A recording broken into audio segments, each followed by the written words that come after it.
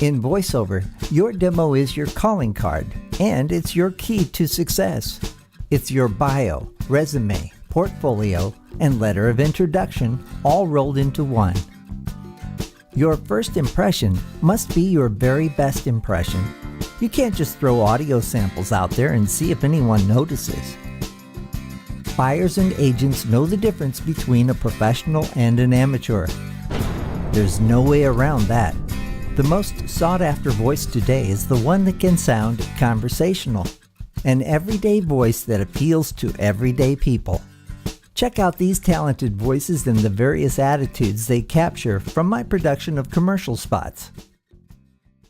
Coverage without compromise.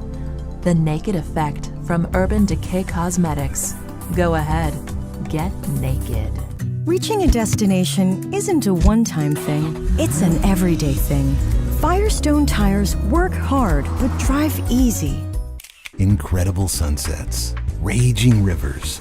Canon gives you the power to capture that decisive moment. You're projected 90 feet off the ground, then dropped like a falling star. A cappuccino blast is a great way to enjoy coffee from Baskin-Robbins. Airplane, the world's least experienced airline.